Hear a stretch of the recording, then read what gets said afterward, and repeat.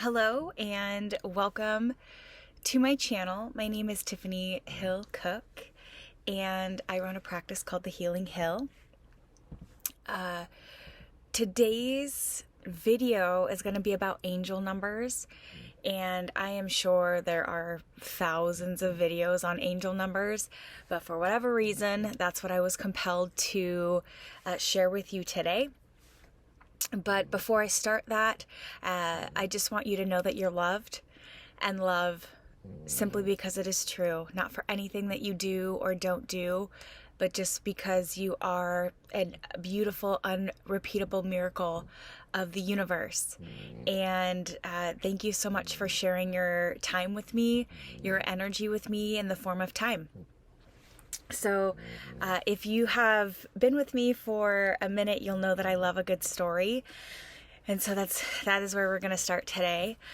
In 2020, I went through a spiritual awakening, and the best way to describe that is the life that I had spent countless hours curating, almost in a moment's notice.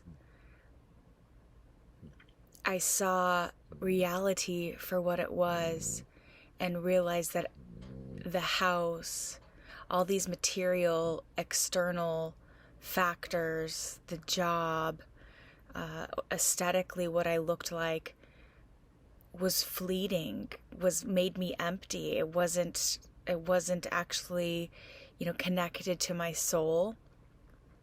And I immediately started to make changes associated to the experience of life that I have. One of the ways that spirit started to communicate with me, though, was in the form of an angel number. And I honestly, I don't have my phone around me. I don't know what the definition of an angel number is. Like, I'm sure there's a definition of it. I can tell you the essence of it. Whether we realize it or not, we have an entire team that help us from the spirit world, that help us navigate moment to moment, day to day, through our lifetime.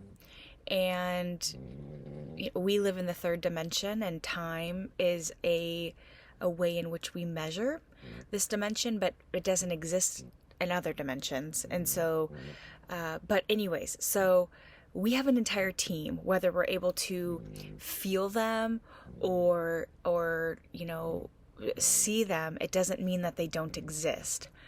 I remember years ago in college, this fact that we only see 2% of what actually exists. Like this physical, I got a little sleepy girl here, two of them actually. You got Pepper. Huh, Peppy? Can we get an eye blink? And then here's Buttermilk. But 2% of what we see is only 2% of what exists. 98% of that is what we call a dark matter, and we don't, even though it's there, we're not able to necessarily discern that it's there. And so, depending on the life that you planned, you may or may not have a knowing connection with spirit. And what I mean by that is it's not, we have a plan before we enter into this lifetime. There's a reason why we incarnated here. And for some lives, it's not important to know that God exists. It's not important to have a relationship with God. Now, I get some of you may be arguing on the other end there that that's just simply not true. Cool. We're all entitled to our own belief systems. This is just what I know to be true. That not every lifetime is someone going to be aware of the fact that we have a soul and that we have a higher self. Again, it may just be more karmic in nature. We are, I don't want to say victim, but we are existing, based off of the interactions that we're having. That's what's guiding us versus me deciding what kind of interactions I have. I am just subject to these interactions. I get to choose who I interact with on a day-to-day basis, but most people just go, I have to go here, I have to go here, and I have to go here. And so they perceivably have no choice with who they interact with, but that's just simply not true, because we create our own reality. Everything that we do, we create. So at any rate, we have an entire spirit team that is with us. And, we have guardian angels, and there are angels just in general that support us in this experience of life. And depending on what you planned, you may or may not, little Milky just tooted, you may or may not, it may or may not be important for you to have a relationship with them. For example, I identify as a healer in this lifetime, and I know that identification is give me the word. What's the word? Identification is hold on here. When you identify with things, it's a connection with the ego. The ego loves to identify. It loves labels. So I understand that there can be some conflict there, but I identify as a healer. It is important in this lifetime for me to have a connection with spirit, for me to have a relationship with the angels, because ultimately I am a channel, but they are the ones that are going to be doing any type of healing. They are the ones that are going to be able to do that type of work. They need me in order to assist, but ultimately what they can do, I cannot do. I don't have that capacity as a human being. But they, with their connection to source, their connection to God, they can do healing through me. So the relationship, we work in tandem with one another. So 2020, I had quit my job. I had cut my family off, and I had had a few different experiences. Yeshua and God were knocking on my door, trees turning to gold, literally seeing Yeshua's face everywhere. Just these synchronicities and these frequencies of interaction. There was no denying that the soul and spirit of those entities existed. But another way in which which I had planned prior to coming here, though, from a communication perspective, was through angel numbers. And what I will tell you is your spirit team knows you better than you could even possibly imagine knowing yourself. And so if they are trying to get in touch with you, they are going to know the best ways in which to get a hold of you. We're a little distracted here. We got, Pepper. These little turkeys. The birds are feeding, and so I've got an audience here. Okay, so focus. It's so hard when they're in front of me. I just love them so much, and I just want to pet them, and they're so cute. So, angel numbers. For me, again, like I had stated, there were already ways in which spirit was contacting me, and my consciousness was aware enough that I was able to see that level of communication.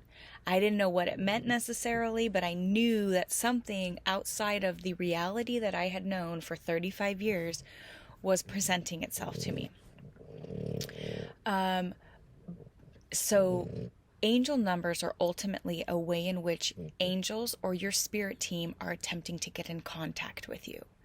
Now, it may be simply that they're trying to get your consciousness or your awareness or your attention, or it may be that it's coupled with a message. And so for me, I will never forget, so my birthday is June 27th. The 27th of June, I am a Cancer, I'm a sensitive little crab, and so the number 27, I've always loved. I've always loved numbers. I'm really great at math. Even in college, I was fortunate enough to go to college. I don't want to say fortunate enough. It was a requirement of my mother. And that sounds like a punishment or something, but it wasn't necessarily a choice that I made. That's not true. It was a choice that I made, but it wasn't necessarily that I perceived I had a choice. It was just kind of like what happens next. So, so I've always loved numbers, and even in college tested like out of multiple math classes, way above classes that I'd never taken calculus, and I tested into like a calculus class. At any rate, so I've always loved numbers. They've always resonated with me. Just even the combination of them. And I will never forget one day in 2020, it did not matter what I grabbed, what street I turned on, what car license plate was passing me or I was following, the number 27 was there. To the point it was like over 200 items in a day. And as you can imagine, for me, the best way to describe it is almost a little manic, because there's this, all of a sudden, you have this inherent connection. You feel this inherent purpose that you're not just like fucking, we're born to go work for the man and then retire at 65 and maybe get a good 20 years of retirement. That's literally what I thought. Life was really heavy for me at that time. It was just a very heavy existence. And so when I started, the feeling inside of me was like, holy shit, like, I'm not alone. We're not alone. There is a connection to something greater than myself that I was unaware of, but it was palpable. I could feel it. It was inescapable. So then I started to notice frequencies of numbers. So now this is what's really cool about your spirit team, is as much as things were written already, like there's something there's truly destiny. There's also a component of free will, obviously. That's what you do with the destiny. That's how I discern between the two. Like, you could meet your future husband, your future partner, but if you're too busy looking at your phone, you would miss that destiny. Now, will spirit create another, destiny moment if things are supposed to be? 100%. But just because something is meant to happen doesn't mean that you're going to respond to it the way in which maybe from the spirit world you even practiced. Like, some decisions we practice over and over because it's karmic in nature, and we've spent many lifetimes trying to overcome this one specific challenge, and so we may practice it many times from the spirit world. So with the angel numbers, the number 27 showed up many times, so many times, to the point where I knew it's like that moment where the hair on you get goose pimples or goosebumps. And, but then what would happen, like I was stating, is as much as things are predetermined, you can also ask for things. And so what I started to ask for was, because other numbers started to manifest and show themselves. And so, if I saw, I don't know, let's say the number 11, 11, I would ask for two more number 11s to verify. I always like them to come in threes, pairs of threes. So if I'm driving or wherever my existence of life is, and then, the number 85 comes up, I ask for two more of those numbers within a relatively short time period, to know that they're connected. And then I ultimately go to Google. Now, I'm going to put in the description box a link to Joanne's Sacred Scribes. She is no longer, I think she's Australian. Maybe she's from New Zealand. She's from down under, though. And she doesn't do, her practice anymore is not associated to this angel numbers. And so I'm going to put her website in the description box below, but just know that it's full of a bunch of ads. It's probably how she keeps it functioning, because, you know, it does cost money to have a website. But I found Joanne's Sacred Scribes, and that's who I use when I get an angel number. Still to this day, angel numbers is still a way in which that spirit communicates with me. But what I will say is, we're always being guided. So let's say the number, 82 keeps showing up, or, a 121, whatever it is, Google it and allow yourself, because there's going to be hundreds, if not thousands of people who specialize in angel numbers, who have websites associated to angel numbers. And what you've got to do, like I do, is weed through it. Because some of it's bullshit. Some of it you're going to, and so here's the thing, your body will never lie to you. Your mind will play tricks on you. So you've got to say, how does this feel? How does this alignment, or me getting this information, does this feel right? Because if it feels right, run with it. So just because I'm offering you Joanne's Sacred Scribes doesn't mean that that's going to resonate for you. You might find an entirely different website, or you just may Google it, each time and just go with the top result. You get to decide that. It's your experience of life. So just know that just because I am suggesting something doesn't mean that it's going to resonate or it will be the best for you. So anyways, angel numbers are a way in which angels or your spirit team is attempting to contact or continue to communicate with you. For example, the number 27 has been popping up in my life like fucking crazy lately. Almost to the point of when it was in 2020. Everywhere I'm turning, my total is $2.70. It is 27.10. I smoke cannabis, and I was at the weed store the other day, and there's a brand, it's called 2727. And that was what the bud tender presented. It's so, and then my total was $7.20, which is 27 reversed. And that's another thing. I had one friend, well, she's still a friend. Her name's Ashley, and she really loves when she calls it when numbers are in alignment. So for example, the last four of my phone number is 8606. So it's 8606. Or she may love numbers that start and end with the same number. So they're bookended. So it's like 8128.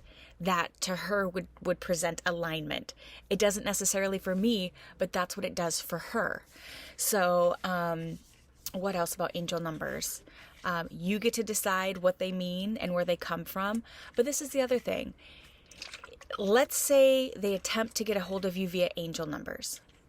If that doesn't work, but they need to get a hold of you, they're going to switch to some other tactic until they do get your consciousness. And just know, I had a lot of fear associated to the spirit world. I grew up in a very militaristic, authoritarian type household. Do as you're told, don't ask questions. It wasn't yes ma'am, yes sir, but it was, I was strict. And I wasn't really to have a purpose. I was going to say purpose, an identity. I was like, I was to be my mother. I was to be an extension of my mother. And, so for me, I had a lot of fear because it was like, I don't want to say this isn't supposed to be real, but your ego will tell you that there's fear. There's something to fear. And so just know that your spirit team and angels, they have so much love for you that you could never fucking fully comprehend the amount of love and reverence and respect and joy and happiness that they have being a part of your experience in this lifetime. And so, if you are being communicated with angel numbers, ask angels to take away your fear, to take away your apprehension, because fear, worry, anxiety, it changes nothing. It is such a waste of fucking energy to worry. Worrying about tomorrow takes away from today's peace, and anxiety deals with the past. You can't change the past. It already happens. All we have is this very moment. So, There was one other thing I was going to say about angel numbers. Spirit, can you remind me? It was just at the tip of my tongue.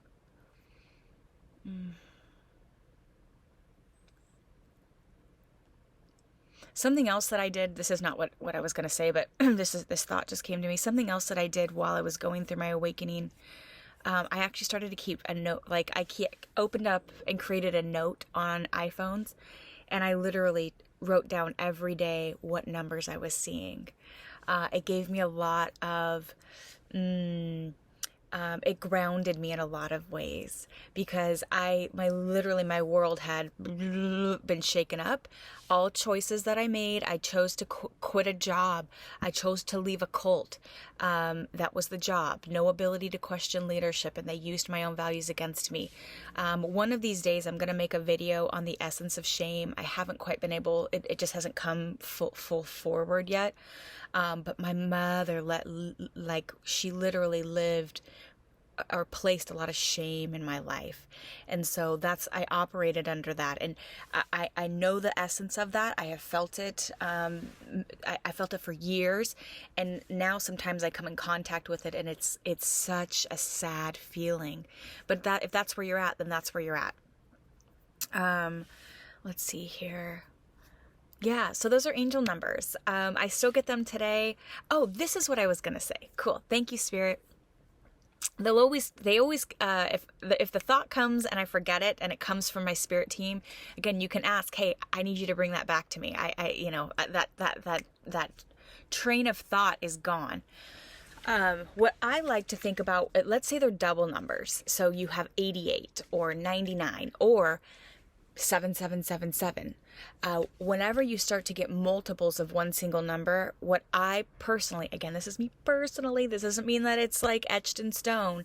How that resonates for me is that they are, I would say, more evolved or higher dimensional souls that are partnering with you in that very moment.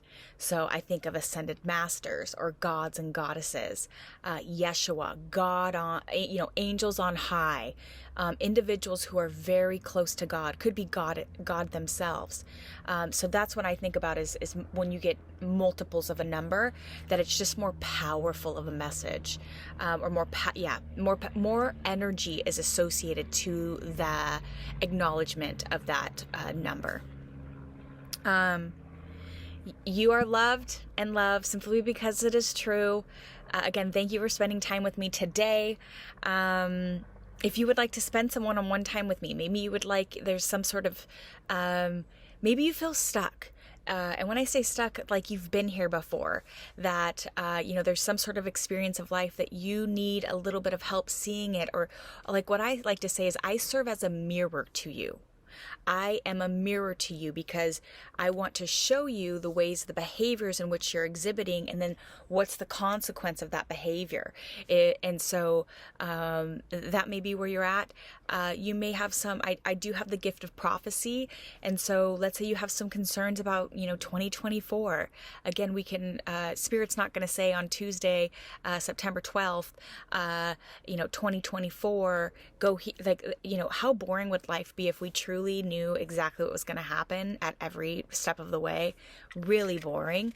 And so they're never going to be that descriptive, but they can help through me guide you and really just invite in grace and contentness and calm and peace, joy, again, whatever that is, for you, because you deserve to feel that at all times. But I will say this, and I'm going to make a whole video on this. Whatever you're feeling in the moment, allow yourself to feel it.